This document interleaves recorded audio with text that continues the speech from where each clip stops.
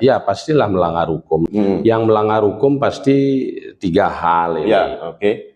Yang paling besar pelanggaran oleh garong-garong inilah yang motong-motong hibah. Nah, alasan pemotongan itu 20-30% itu apa?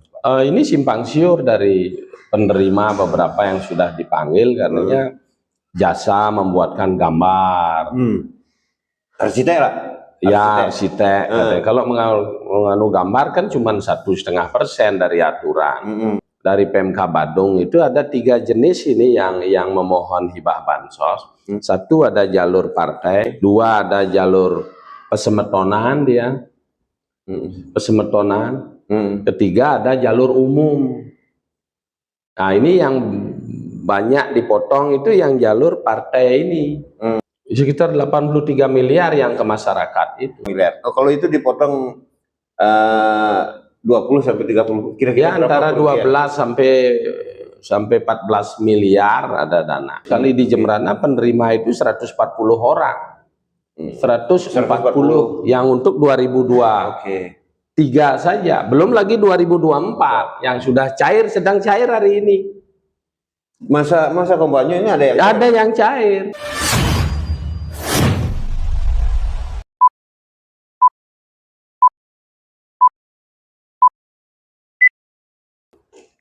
Berjumpa kembali bersama kami W Podcast.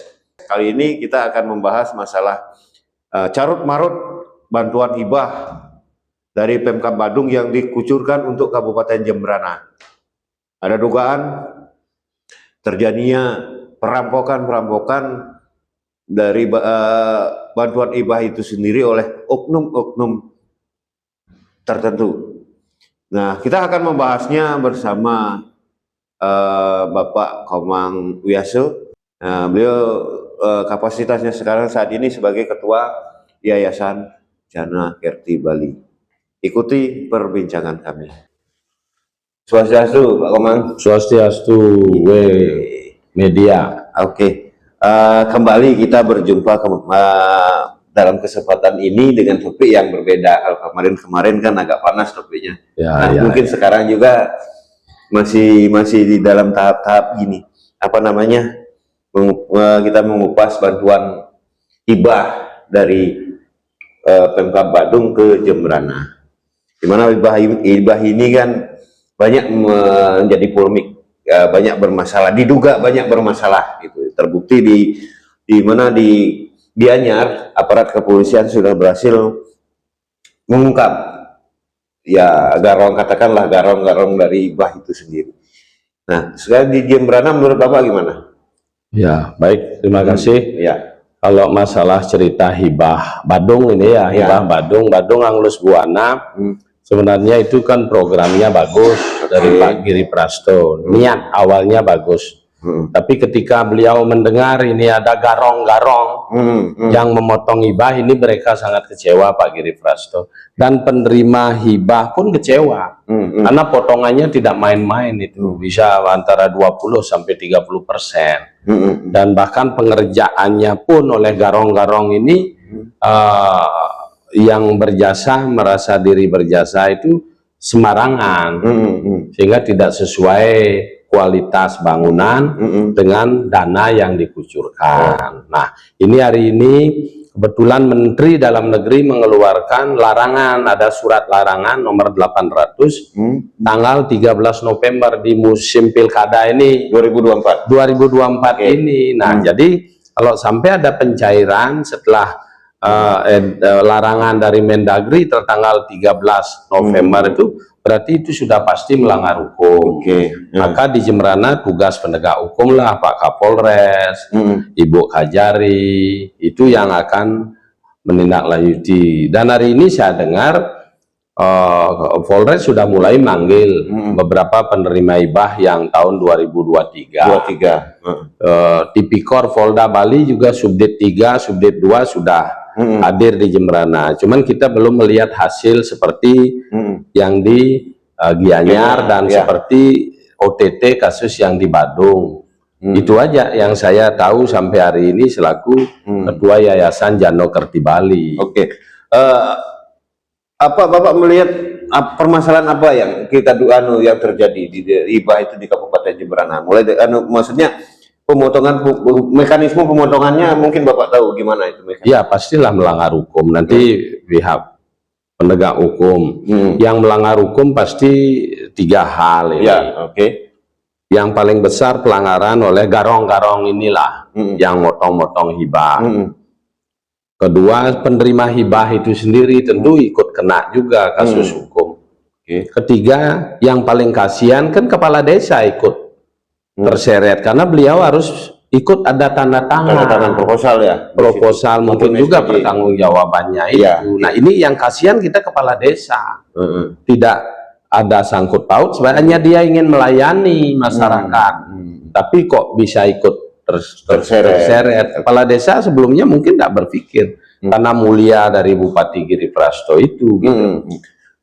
Gimana cara motongnya gimana tuh Pak? Itu kan masuk dalam rekening penerima hibah.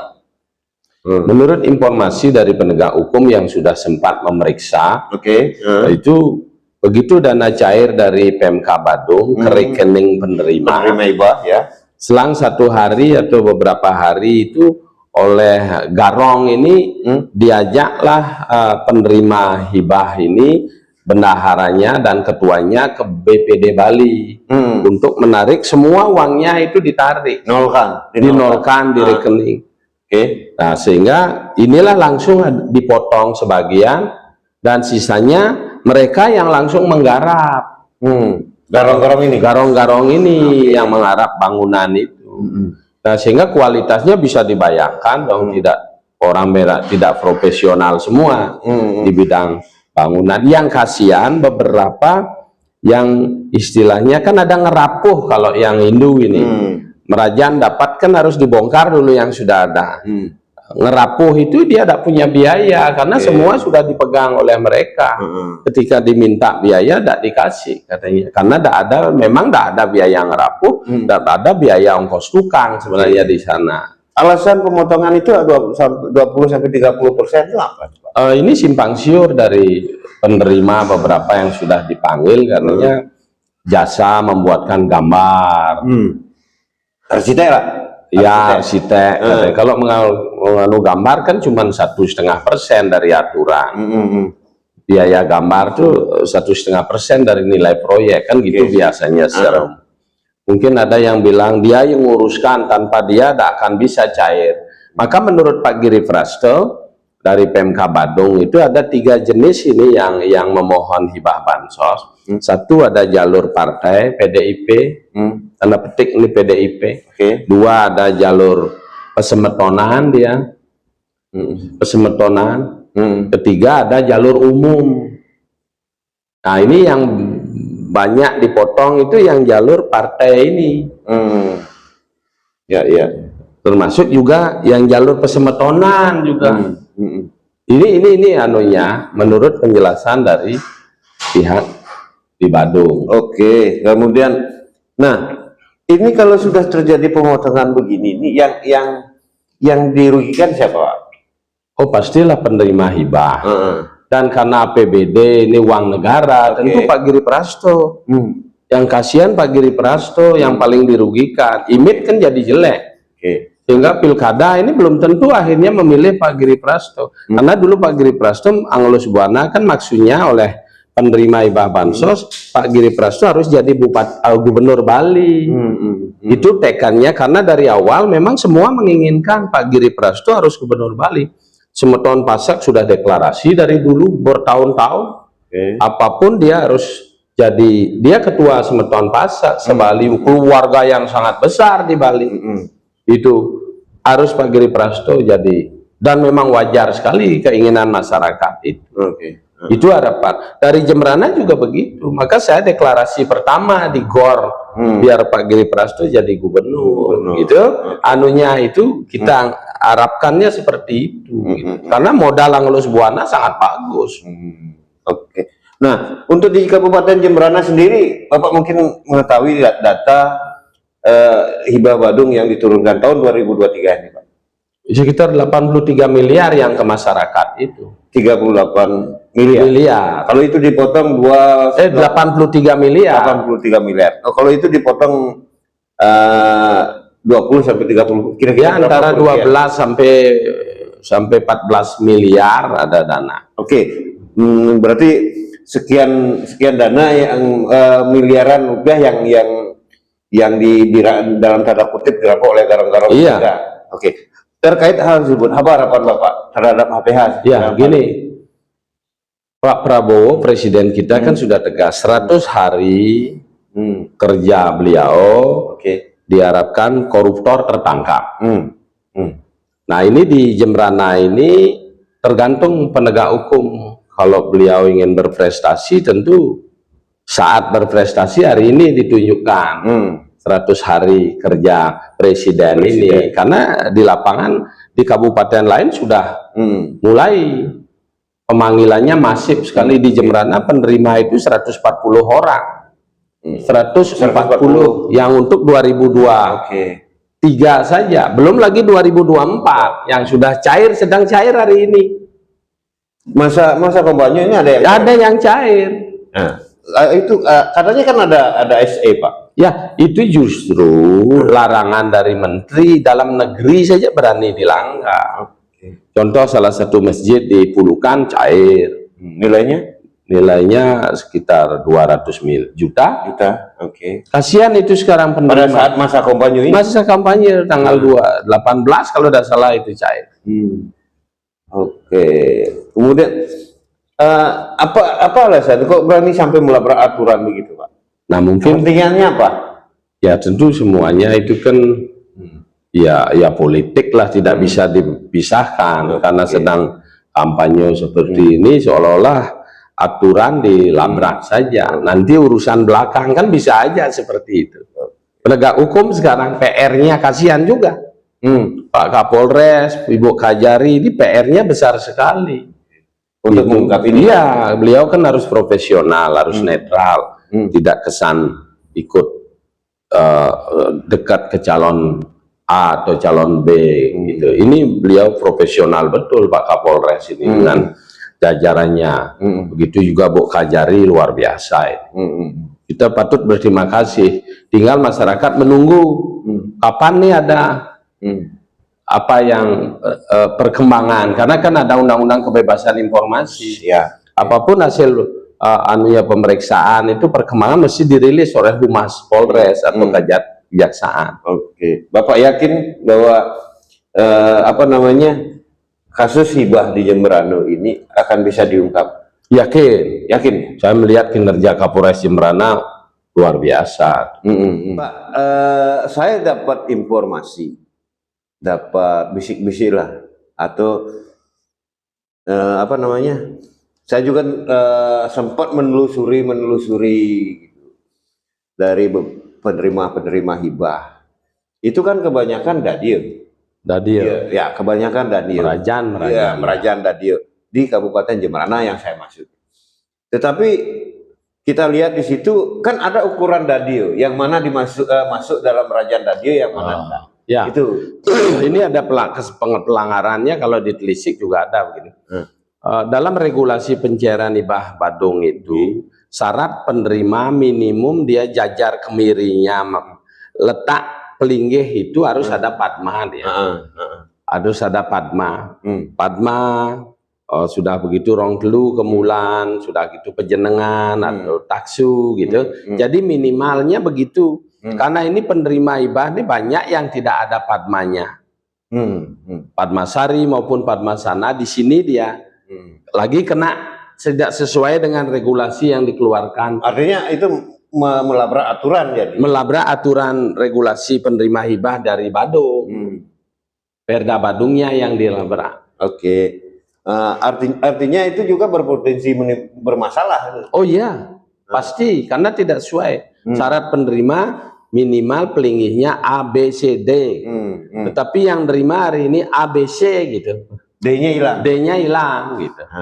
Tapi dipaksakan untuk diberikan. Iya. Kepentingannya. Verifikatornya ini yang kurang bekerja. Mesti ada verifikator. Masuk enggak ini gitu. Atau kalau dia membangun baru memang ada membangun padmo gitu. Kan tidak semua ada yang membangun baru, artinya contoh memindahkan dari Merajan di tempat A digeser beberapa puluh meter menjadi di tempat B, kan bangun baru. Ketika dalam RAB-nya itu memang melengkapi syarat salur itu, ada padmo, baik padmo sari maupun padmo sanonya, ya dia tidak melanggar. Nah, gini Pak, kan dugaannya kan banyak, seperti yang Pak jelaskan tadi. Sebenarnya ibah yang untuk membantu Mas Ibah dari Pemkab Badung yang semestinya tujuannya untuk membantu masyarakat, kemudian dimanfaatkan oleh dalam tanda kutip garong-garong ini, ya kan begitu. Tetapi sampai saat ini di Kabupaten Jemberana, walaupun itu dugaan itu santer, tapi belum bisa terungkap. Harapan Bapak gimana? Ini sekaligus sebagai closing statement Bapak ini.